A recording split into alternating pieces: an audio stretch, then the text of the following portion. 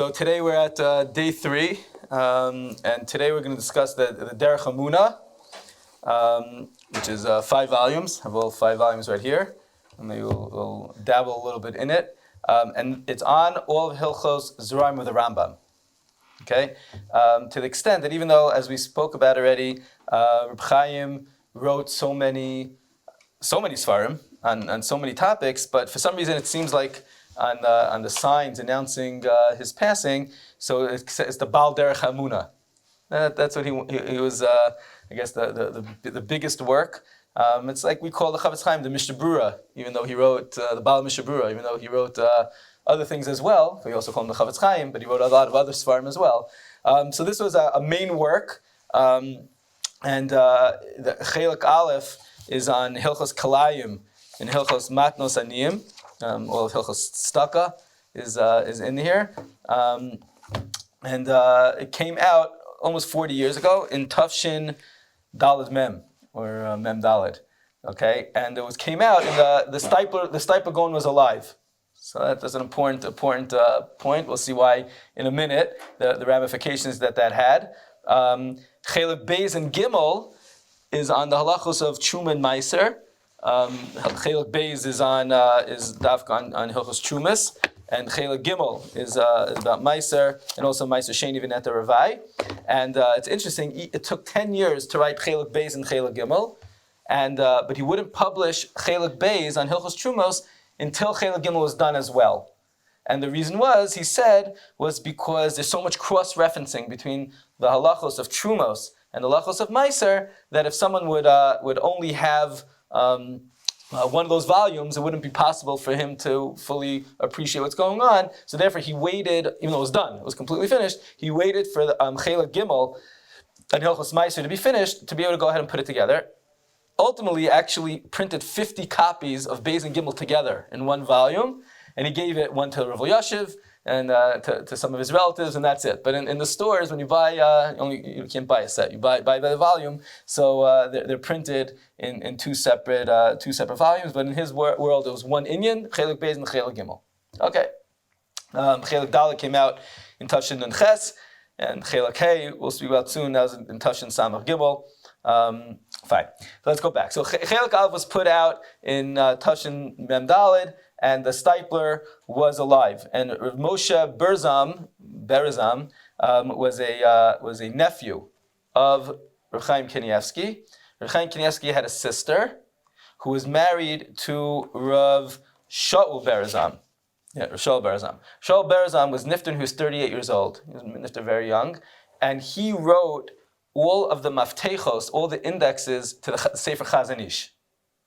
And he passed away when he was 38. Which is unbelievable. That means he knew all the svarim of the Chazon Ish, and he wrote the index to all the svarim. That's incredible. So his son actually wrote the index to the Derech Emunah. Okay, I think he's still alive. So he's Reb Chaim Kanievsky's nephew, and he says that he remembers that when Reb Chaim brought the volume of Derech Emunah to the Stipler, so he said he couldn't describe the simcha that the Stipler had on his face when he saw the sefer. It's absolutely incredible, and he even writes the Reb Chaim writes in Chelik Beis out of nowhere in Hilchos Trumos Perek Ches Halacha Tes Zayin in the Bir Halacha. We'll talk about the structure in a minute, but he writes at the very end over here of Dibur Maskal Katana. He writes in brackets, V'Shabbos Kodesh Parshas Eikev, Chaf Gimel Menachem Av, Tashin Mem Hey. Right, so that's a year after Volume 1 was printed. I guess he was writing then. Nach Nafshe Demaran, Adoni Avi Amori V'Rabi, Aviem V'Rabban Shal Yisrael. Meaning the Stipler was nifter. The Stipler was 1 year after Chelik Aleph was published, and at the end here, it's not related to anything in the Bir Halacha, but he writes over here that the Stipler was nifter. I guess he was up to that in his writing, and later on he said that the Chazon Ish did the exact same thing in his Sefer on Eruvin in the beginning of Siman Mem Beis. He writes over there that his father was nifter, and he had heard about the fact that his father was necessary. So he put that in. So the Stipler passed away after Volume 1 was published, before Volume 2 and Volume 3 were put out. In the Hagdama to Chelik Aleph, he writes that he organized this as similar to the Mishnah Berurah. So on the top, right, in the Mishnah Berurah, the top is the Shulchan Aruch, and the top over here is the Rambam. Like we said, it's on Rambam Zerayim, and then there's the Derech Emunah, which looks like a Mishnah Berurah, which has the halacha, and the bottom is the Tzion Halacha, which tells you the sources for different achronim and rishonim, etc. And then the Bir Halacha is more of an Iyun Dika limud, so you could see all the different stadim, the svaras, etc., the nafkaminas over there in the Bir Halacha. And he says that he wrote it that way so that it'll be easier for the person to read it, so he could. He said that the setup of the Mishnah Berurah was very good, and therefore he wanted to put it out that way. There's one very interesting difference between the Mishnah Berurah and the Derech Emunah, and that is on the side of the Mishnah Berurah brought down the Be'er Gola. The Be'er Gola was also on the Shulchan Aruch, but gives you the source of everything that the Rambam. Everything the Shulchan Aruch says. So, and the Be'er Gola will tell you, if there's a halach in the Shulchan Aruch, the Be'er Gola will tell you where you can find it in the Rambam, where you can find it in the Tur, etc. So, Reb Chaim left that out. He actually wanted to write a Be'er Gola, telling you everywhere where the Rambam is coming from, every Gemara or every Tosefta, whatever it is that the Rambam is coming from. And the Stipler, again, to keep it in perspective, the Stipler was alive when the first volume came out. The Stipler told him not to do it. He shouldn't do it. And he didn't give an explanation as to why. All the Stipler said was, you don't have to do exactly like the Mishnah Berurah. It doesn't have to be exactly Mishnah, but it didn't explain the reason behind it. But that's why it's not here. But he wanted to write it to the extent that in Chelik Hay of Derech Emunah, Chelik Hay isn't on the Rambam. The Rambam, he finished already in Chelik Daled. Chelik Hay has all the maftechos, all the indexes to the entire, means massive, for all of Derech Emunah, and has something called the Be'era Shel Miriam. The Be'era Shel Miriam, Kunsh's Be'era Shel Miriam, okay, is the source for every single thing that the Rambam wrote in all of Zerayim. Now, he writes, בתחילה חשבתי לעשות מקורות הרמב"ם ולהדפיסם בגיליון הדרך אמונה כעין Be'er Gola. He writes, originally I thought I was going to do this and put this on the side of the page like the Be'er Gola. She hit this Mishnah Berurah. Ulam, he said, my father, the Stipler, lo hiskim lezeh. He didn't give his bracha to that. He didn't think I should do it. V'tamo v'nimuko imo, and he was right. Doesn't explain what the reason was. Therefore I didn't do it. He basically listened to his father. His father knows, and his father said not to do it, so he didn't do it. But after people pushed me, said it's really important. We need to know where the Rambam is coming from in every halacha. And I realized that through learning the Rambam, if you don't know where the Rambam is coming from, sometimes you can't even understand the Rambam. I decided I'm going to write it up. And put it at the end of the book. I think my father wouldn't be bothered by that. Meaning his father didn't want him to put on the side of the page with every letter next to a halacha and tell you where it is, but to put it separate at the end of the book. I don't think my father would mind, and therefore, because of the importance of it, he feels it's okay to do it. Now, this is an amazing. I'm going to speak about the Be'er Shel Miriam in a minute. This is an amazing thing. Here it is. He obviously, Reb Chaim knew the source of every single Rambam, and he was going to do it like the Mishnah Berurah did. His father said not to, and that's it. We don't find him saying, "Oh, but why?" and come back in, "But why not?" and like back and forth. Like we don't find that. His father said, "Nimuko imo." He listened to his father, and that's it. He didn't do it. It's an amazing lesson in kibbud avim, in respect for gedolim, for that he just pulled out of that, and he said, okay, I'll put it in this way. Which, by the way, it's not even so convenient. It's after like Perek Rishon, Halacha Aleph.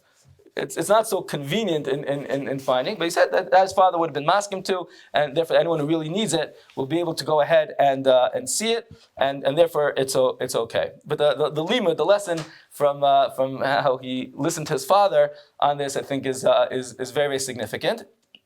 It's interesting There's another sefer that Reb Chaim wrote called the Kiryas Melech.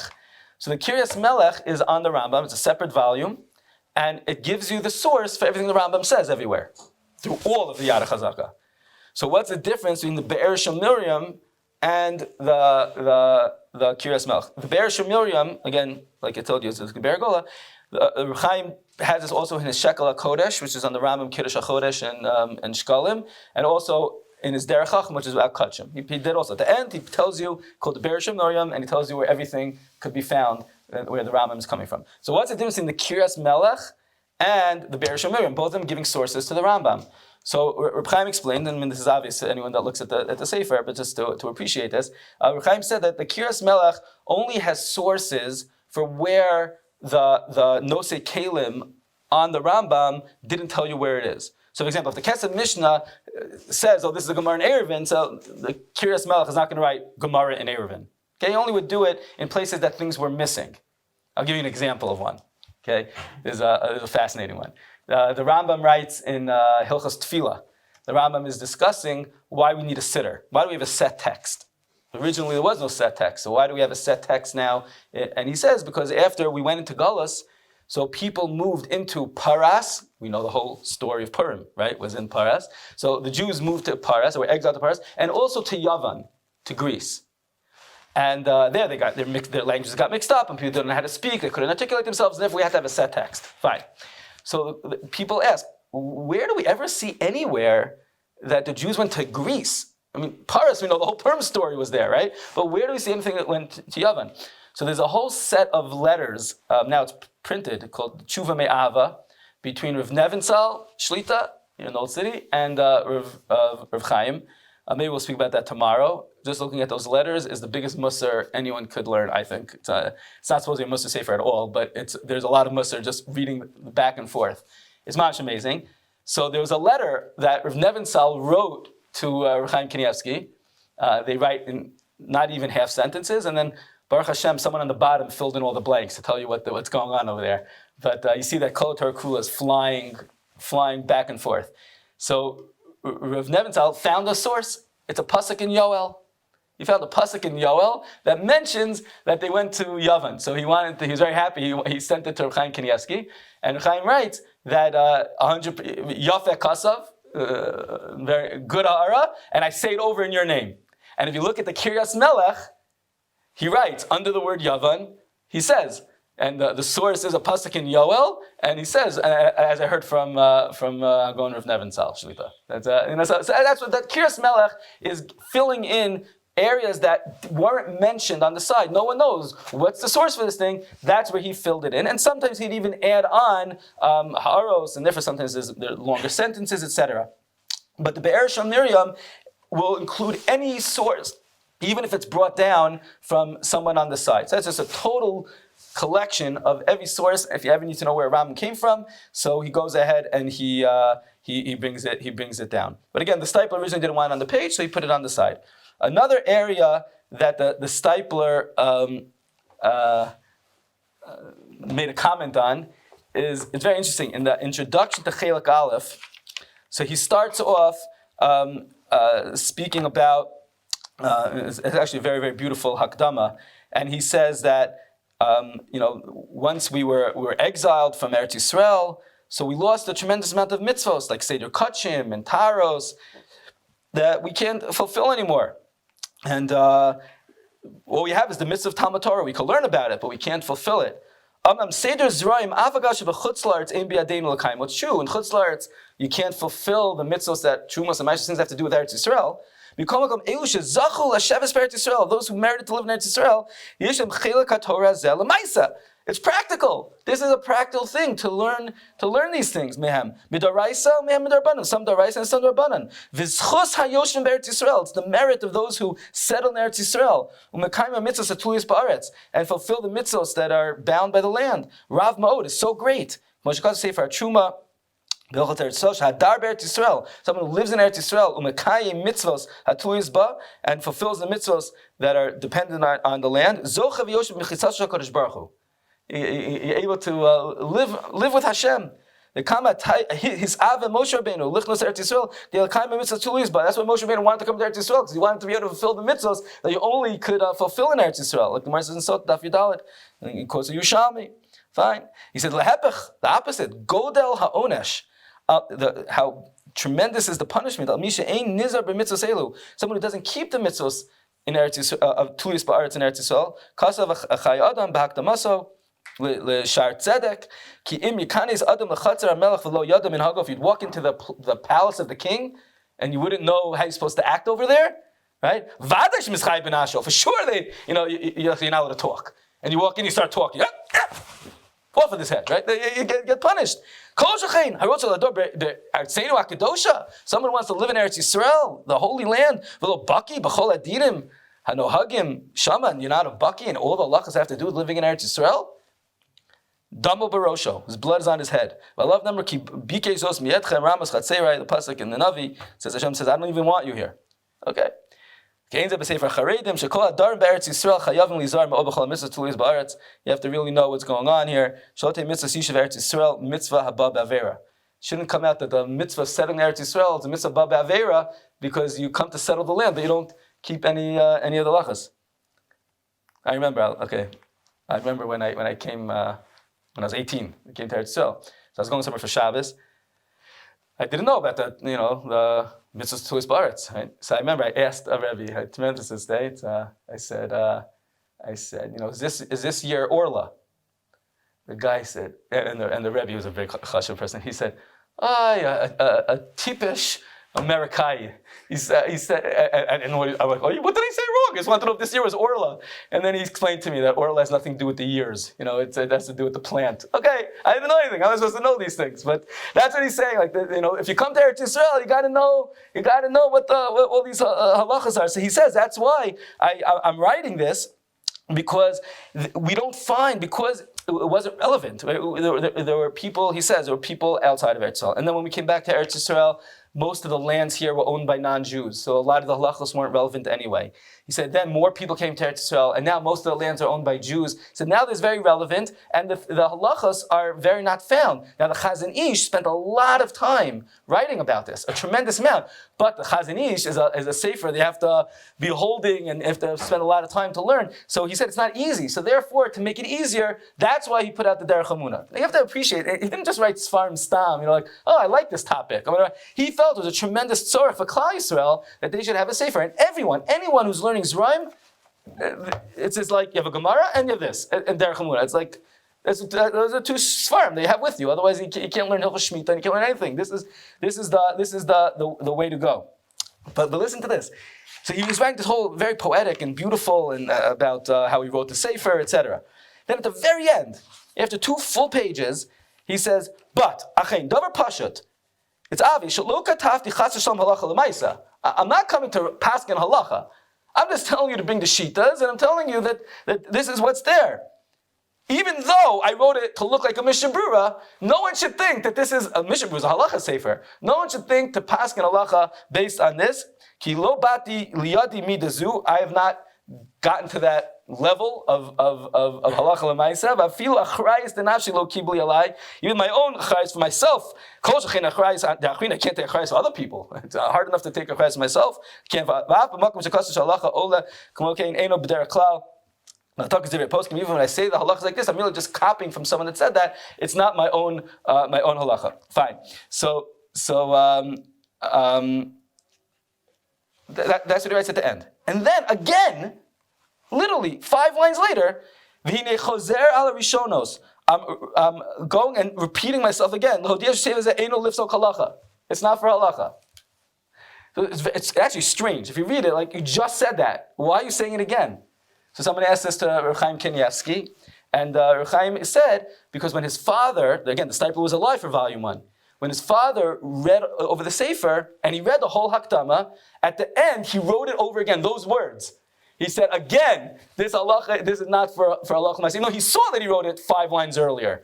The disciple wrote it over again in his own pen, and therefore Chaim Kanievsky felt that he's going to publish those lines again to re-emphasize that it's not supposed to be a sefer for halacha. Just let's try to understand what that means for a minute. What do you mean it's not a sefer halacha? He knew everything. So now the truth is, when you asked him a question, he would answer, he would paskin sometimes. But over here, he wasn't looking, he never wanted to be a Rav, he wasn't looking over here to paskin halacha. And he understood, and he writes this, that a lot of it, he's giving a lot of weight to the Chazon Ish. Okay? But he knew that the Chazon Ish wasn't the only opinion. When people would ask him shaylas, I asked him once a question, I got a letter without a stamp, that the stamp wasn't stamped over it with ink by the postal service. It was actually a letter to him. So I got it back. So I wanted to know if I reuse the stamp. Stop, I went to halacha. Since it wasn't used now, I could go reuse it. He told me to go ask Rav Elyashiv. Okay? So very often he deferred to Rav Elyashiv because he knew that there were different opinions, and Rav Elyashiv was known as a posek. You go to the posek. That was not his goal here. His goal here was to bring the shitas. He weighed heavily the shita of the Chazon Ish. He understood that there were other people out there that could speak to a person and understand the situation and know how to balance the different studim and then you go to your Rav and you get a psak, and that's something in almost all his svarim he always writes. Don't forget, this isn't halach l'maisa, and even the svarim das nota, the svarim that come out with a lot of his tshuvas, the letters that people wrote, it says, and in big letters, like, this is not for halacha l'maisa. You want to know what I answered this person? Here it is, and you could use it for learning and to open your mind, etc. But it's not for halacha l'maisa. It's an amazing anivas also that he wrote that. It's like, he could have put it down for halacha, but he didn't go with that. But that was from the Stipler. The Stipler told him. The Stipler wrote it in himself, and therefore Chaim Kanievsky put that in for himself. I'll just. Okay, we're out of time, but maybe we'll continue tomorrow. I'll just add in one anecdote that first of all, before he quoted any Yerushalmi in the Derech Emunah, he learned it 4 times before he'd quote the Yerushalmi in the Derech Emunah. That was the level of how careful he was. And just one halacha that in Hilchos Staka is in here. A lot of people use this to learn Hilchos Staka. So it's known. It's known that Reb Chaim, anytime he would make money from a book, let's say for example, so he would take off Meiser 10% exactly. So for example, once he was given 2016 shekel for the books, and he took off 201 shekel and 60 agarot, and he put it on the side. He was very, very medactic. It had to be exact. And that's actually what he brings down over here in Hilchos Matnos Aniyim, Perek Zayin, Halacha, Chav Zayin. It's very interesting. Over here, in a very short piece, tells you all the halachas of taking off 10%. Anyway, at the very end, he says, "Ayin ba'avas chesed," which belongs to the Chav Chaim.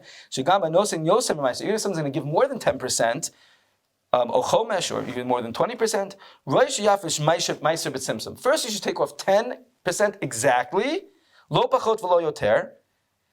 Ki kasvu, based on Kabbalah, the tough shin rekiyin nizonim b'schus maiser. Many different worlds, layers of the heavens, get his sustenance from taking off meiser. Va'yoser, and if you can give more, then you give that b'torah staka. But there's something called meiser. It's exactly 10% b'tzimtzum, exact b'diuk, and then there's more than that. Chaim used to quote this from the Arizal, and he was very makbid on this. You'd first take right away off 10%, then you want to give more tzedakah and things like that. Okay, you give more tzedakah on top of the 10%, but there was an Indian of giving 10% just from that. Okay, I think we'll stop. We'll continue tomorrow. Some more examples from this farm.